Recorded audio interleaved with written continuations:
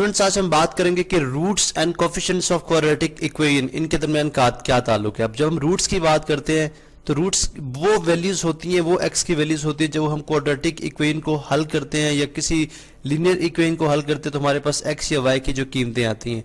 हमें पता है कि general form of quadratic equation क्या है, A x square plus B x और plus c is equal to 0। ये हमारे पास क्वाड्रेटिक इक्वेशन कहलाती है। चूंकि इसकी डिग्री 2 है, x की पावर जब 2 होगी तो वो क्वाड्रेटिक इक्वेशन कहलाएगी।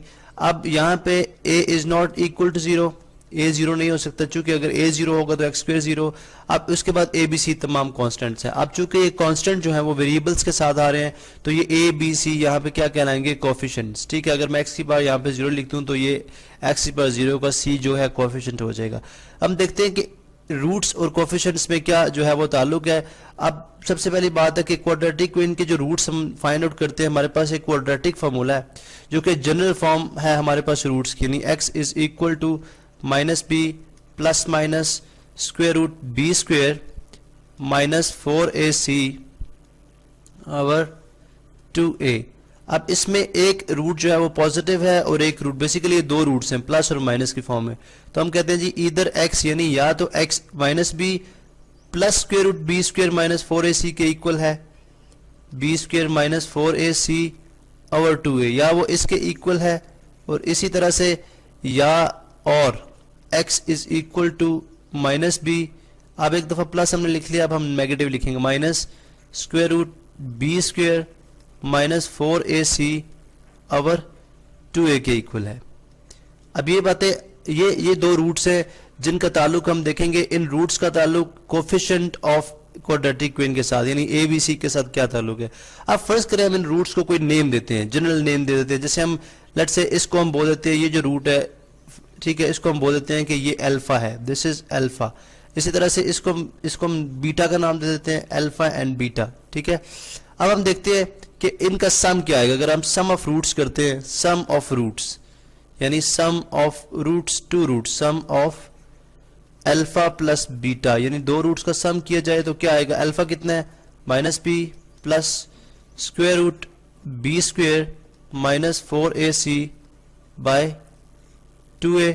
इसी तरह से अब इसमें हम प्लस करेंगे minus B minus square root B square minus 4ac by 2a। अगर हम इन दोनों को ऐड करें, अब चूंकि डिनोमिनेटर सेम है तो न्यूमरेटर्स आपस में ऐड और सब्ट्रैक्ट जिस तरह के उनके साइंस हैं हो जाएंगे, बी स्क्वायर माइनस 4ac और इसी तरह ये minus B minus square root B square minus 4ac by 2a। ये हमने एज इट इज लिख दिया यहाँ पे, बिकॉज ये हमारे पास एलसीएम था, स्ट्रेट लाइन लगाते हैं जी, ये हमारे पास 2a एलसीएम। अब यहाँ पे अगर आप देखें तो plus B square minus 4ac और minus B square minus 4ac cancel out हो जाएगा, तो माइनस बी माइनस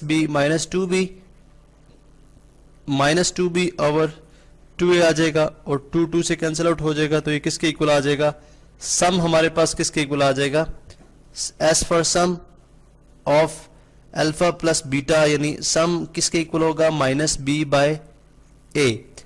अब हम इस पे बाद में देखते हैं कि इसका क्या मतलब है। पहले हम प्रोडक्ट भी फाइंड आउट कर लेते हैं।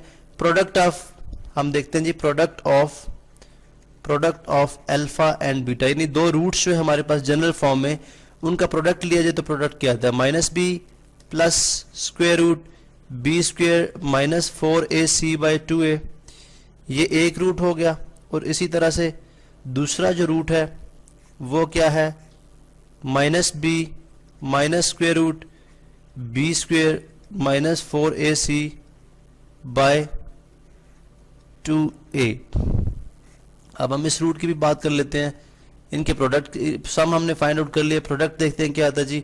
ये देखें a प्लस बी और a माइनस बी किसके इक्वल होता है, a square minus B square. Formula बन गया हमारे पास, ये a प्लस बी है, ये a माइनस बी है और ये a square minus B square यानी a स्क्वायर मीन के माइनस बी का स्क्वायर और माइनस बी स्क्वायर मीन के square root B square minus 4ac का स्क्वायर। तो यहाँ पे जो है 2a का स्क्वायर कितना आ जाएगा, 4a स्क्वायर। यहाँ पे स्क्वायर रूट स्क्वायर से कैंसिल आउट हो जाएगा, हमारे पास ये आ जाएगा माइनस बी स्क्वायर।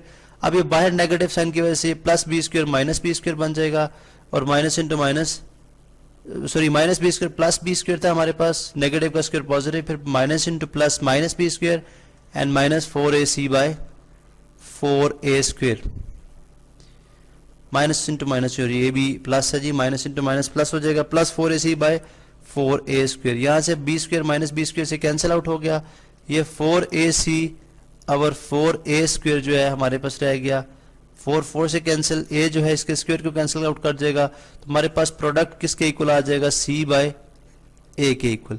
अब हम जो है वो सम और प्रोडक्ट को, यहाँ से मैं प्रोडक्ट मैंने लिख लिया है, स्क्रीन पे हमें नजर आ रहा है, मैं सम को भी यहाँ से कॉपी करता हूँ और उसके बाद हम देखते हैं कि यहाँ पे हमने इसको, ये हमारे पास सम और प्रोडक्ट ऑफ टू, हमारे पास जो रूट्स है वो आ गया, यानी अगर मैं इसको लिख भी दूँ इस तरह से तो ये बेसिकली हमारे पास याद रहे कि ये हमारे पास अल्फा इनटू बीटा है, प्रोडक्ट अल्फा बीटा दो रूट्स का प्रोडक्ट है और ये सम है अल्फा प्लस बीटा का। अब हमारे पास इक्वेशन क्या थी generally, x square plus B x plus C is equal to 0। इसका मतलब ये हुआ कि अगर हमें इक्वेशन से, यानी इस रिग्रेस किस्म के प्रोसेस से गुजरने के बावजूद अगर हम एक इक्वेशन से डायरेक्टली प्रोडक्ट यानी सम, पहले सम की बात कर लेते हैं, सम ऑफ रूट्स यानी sum of roots of equation find out करना चाहे, sum of alpha and beta जो कि किसके इक्वल है, अल्फा प्लस बीटा के इक्वल है, वो किसके इक्वल हो जाएगा, अगर यहाँ पे देखें तो वो है जी माइनस बी ओवर ए। माइनस बी क्या है, यानी नेगेटिव साइन, और यहाँ पे मैं लिख दूंगा जी कोफिशिएंट ऑफ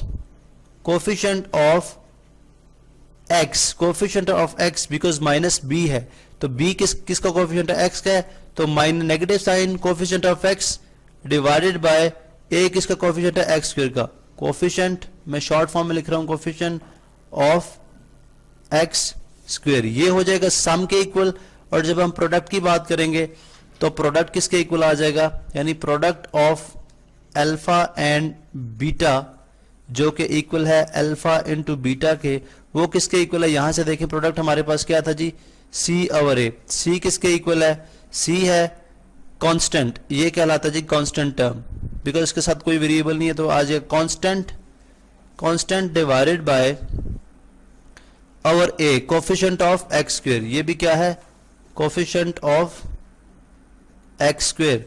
तो यहां से मालूम हुआ कि अगर हमें जो गिवन हमारे पास इक्वेशन होती है क्वाड्रेटिक फॉर्म में, उसके रूट्स का सम मालूम करना हो तो हम क्या करेंगे, नेगेटिव साइन के साथ कोफिशिएंट ऑफ एक्स को डिवाइड कर देंगे कोफिशिएंट ऑफ एक्स स्क्वायर के साथ। और अगर हमें उसी इक्वेशन के रूट्स का प्रोडक्ट मालूम करना हो तो हम कांस्टेंट के साथ डिवाइड कर देंगे कोफिशिएंट ऑफ एक्स स्क्वायर को। और अगर यहाँ पे देखें, अगर जैसे हमारे पास यहाँ पे ये सी ओवर ए आ गया और ये माइनस बी ओवर ए आ गया, अब अगर मैं ये जो हमारे पास प्रोडक्ट आया है और ये हमारे पास जो सम आया, अगर मैं इसको जो जनरल फॉर्म ऑफ इक्वेशन बनती है, यानी वो क्या होती है, इक्वेशन कैसे बनती है जी, अगर मैं x square minus sum of roots of equation S x plus product is equal to 0 रख दूं, और अगर मैं सम की जगह यहाँ पे सम प्लेस करूं, प्रोडक्ट की जगह प्रोडक्ट लिख दूं, तो मेरे पास दोबारा से क्वाड्रेटिक इक्वेशन बन जाएगी। ये चेक कर लेते हैं हम कि किस तरह से बनेगी। सम हमारे पास क्या है, एक्स स्क्वायर माइनस सम है जी minus b over a into x, और प्लस प्रोडक्ट क्या है, c over A is equal to 0। हम देखते हैं कि क्या हमारे पास क्वाड्रेटिक इक्वेशन रिवर्स में बनती है या नहीं। तो हम देखें यहाँ पे जी x square minus into minus plus b over a x plus C over a. अगर हम इसके कोफिशिएंट को इक्वेट करें तो हमें ए के साथ इसको मल्टीप्लाई भी कराना पड़ेगा और इसको डिवाइड भी कराना पड़ेगा, ताकि हमारे पास डिनोमिनेटर सेम हो जाए।